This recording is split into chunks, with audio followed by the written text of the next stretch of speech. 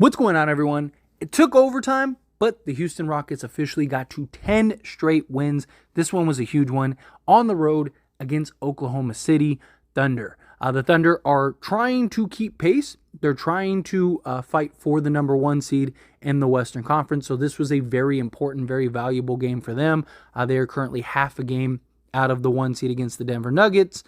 They are currently sitting at the 3 seed behind the Timberwolves and the Nuggets, but they have the exact same record now as the Minnesota Timberwolves. The Houston Rockets, on the other side of things, are a game back of the Golden State Warriors. They're on a 10-game win streak. Unfortunately for Houston, the Warriors have won 2 straight games, and the Warriors should have probably lost the previous game against the Orlando Magic on the road. Draymond ended up getting ejected like 3 minutes into the game or something crazy like that. So kind of a tough break for Houston, but man, is Houston just on another level right now. You have this team that's clearly rallying together. You see them growing. You see them building. You see a young team with a ton of promise. This team is going to be tough for years to come, right? I still, at times have questions about the contracts of Fred VanVleet and Dillon Brooks. I know people have said, Houston had to spend the money, but these weren't like 1+1 deals. These were long-term 3 to 4 year deals for these guys. The Jeff Green one, I actually really liked. I thought that was solid. To me, it's like, could you have overpaid for like maybe a 1+1 or something like that? What is Fred VanVleet? My problem with Fred VanVleet is when he's on, right? When he's cruising and grooving, right? He's fantastic. But you also have those games where he's just like nearly unplayable, right? And you're just like, God, the lack of efficiency at times from him is very frustrating, right? But I get it. You have this young team with a young core that you're trying to put the adults around, right? You want them kind of in the room to learn and grow and develop. Dillon Brooks has been actually very good for them this year. So I don't hate it. It's just one of those things where it's like, what does this look like when you have to start paying guys and now you're crazy over the cap? Yeah, some of these guys like Fred VanVleet, Dillon Brooks, guys like that, they'll eventually fall off the books and then you'll be in position, but you're going to have to start making some tough decisions sooner rather than later. So we'll see how that plays out. But nonetheless, stay on the positive note. This team, I just really genuinely enjoy watching this team play. This team is a lot of fun. They have this just belief that they're just going to beat anybody on any given night. And so far they have been, right? Now, look, I brought into question during this streak some of the wins, right? It's one thing if you're playing, the Oklahoma City Thunder, Minnesota Timberwolves, things like that. And look, they have some very notable wins. But this one I thought was very impressive because there was multiple times this game where kind of felt like Houston was going to be dead in the water. There was a couple times where it looked like, the Thunder, they're just going to pull away.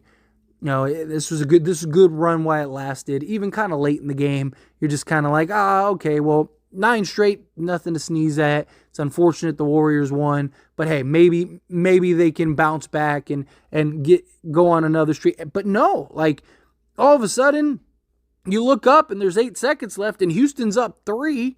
And it's looking like, oh no, they might actually win this game. It's unfortunate that Thompson ended up missing a free throw because if he makes both of those free throws, then you never even have overtime. But nonetheless, credit Jalen Williams for the huge shot to tie the game and send it and force it into overtime. The Rockets did have a chance and nearly got it with Jalen Green. But speaking of Jalen Green, this dude is on an absolute tear right now. This guy is just lighting it up. He put up 37 points, 9 rebounds, 7 assists, 14 of 24 from the field, 7-11 from 3, 1 block, 2 steals. The 5 turnovers, got to take care of the basketball a little better, but I'm not going to get too much on him for that.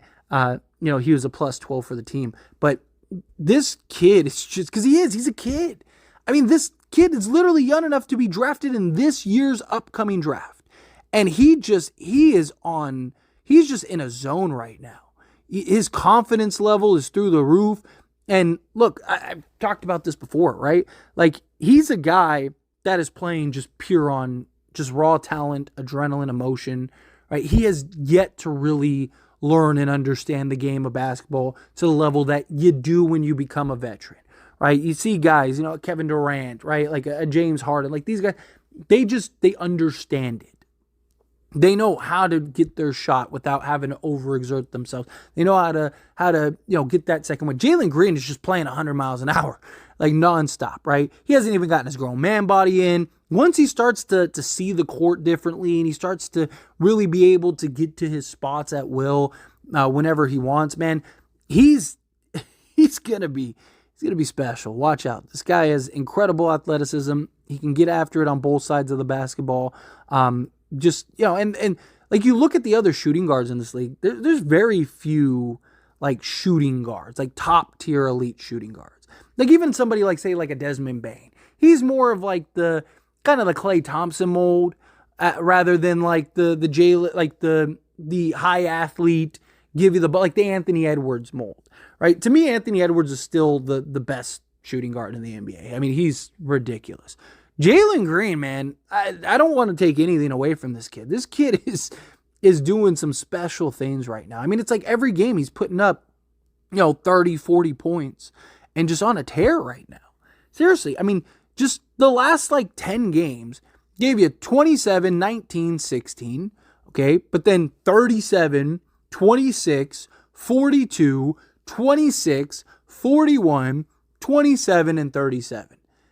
I mean, what more could you ask for from this kid? He's doing everything on both sides of the court. He's averaging, just a hair under 20 a game, 5 rebounds, 3.5 assists. I think as soon as next year, like genuinely, I think as soon as next year, he could be a 25-point-a-game guy. Right? It's only his third year. Right? And you've seen the strides. Last year, he averaged more. Last year, he was 22 points a game. But it was the lack, it was just a lot of shot chucking. It was a lack of efficiency at times. He's been much more efficient this year. You can see the growth and the level of maturity. And that is only going to continue to improve. He's only going to continue to grow in that area. And as we see him continue to grow, as we see him continue to improve, the sky's the limit for this kid. He's going to be special, and I'm excited to watch him grow and develop. And it's crazy that, again, we're going off of reports, so who knows how much is true or not, but the fact that there's even talking conversation about the Houston Rockets were interested in trying to trade for him. Look, I made a whole video about the Brooklyn Nets potential trade. I think Brooklyn messed up. I mean, this kid I think will at least be an all-star. I mean, you could be talking top, at worst, 5 shooting guards in the league in the next few years. Like, genuinely, I think he'll be somebody great. And look, Mikal Bridges is fantastic, but where's Mikal as far as like your top players in the league? Like, I think Jalen Green could be. We'll see, because again, he's 22 years old. But at the rate he's growing, and if he can really develop that shot, he could end up being, at worst, your number 2 guy on a true contender, right? You go get that big man, right? Because a lot of, like, you look at the top teams, you look at like Denver, you got that big man, and then you got that guard that just, he can make plays and just go put the ball in the hoop, right? Jalen Green can be that guy where he can make plays and put the ball in the hoop. You pair him, like, again, maybe Şengün, right? But this team, you just look at it, they got just such a nice balance of youth and veteranness. Again, I question, the more so Fred VanVleet. I really don't like the contract they gave him. Dillon Brooks, still think they kind of overpaid Dillon Brooks, but he's kind of been exactly what they need. And Fred VanVleet is, as far as like the adult in the locker room, as far as like, him being able to set guys up and get guys going, his ability to play off ball also. But I don't know. I just feel like you just watch some of his games and it's just like, man, like he's might be the most inefficient and inconsistent $40 million a year guy that there is. And look, I felt like that in Toronto, right? I didn't think he was worth a max in Toronto. But he is a guy, he can make plays, set guys up, right? He's a two-way guy, but he just, man, there's just games where you just watch. Like, he regularly has games where he's like 3 of 11 or, 5 of 20. And you're just like, God. I mean, he's had a bunch during this win streak. Like the Washington game, he's 3 of 11. The Chicago game, 3 of 11. The Portland game the other night, 5 of 18. The game against OKC, 5 of 12. He was also 1 of 7 from 3, right? Like the Portland game, he was 5 of 13. Right? And then he has like the games, like just going through his 10 games, right? Portland, he had 18 points, 5 of 13, 10 assists. Solid. Okay. Cool. Not efficiency, not super great, but okay. Sacramento, 22, 5 of 8 with 9 assists. There's Fred VanVleet. Let's go. Right? San Antonio, 7 of 16, 7 rebounds, 7 assists, 21 points. Let's go. Washington, 27 points, 9 of 14 from the field, 3 rebounds, 9 assists. Let's go.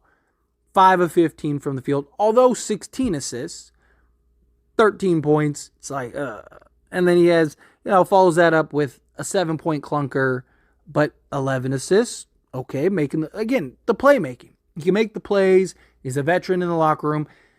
I like Fred VanVleet, just not at the price, right? Like, if it was like the JJ Redick rule, where you got to spend the money so he gets like this huge pay raise, and I'm sure Rocket fans would feel differently right now, because he is their leader. He is an important piece for them.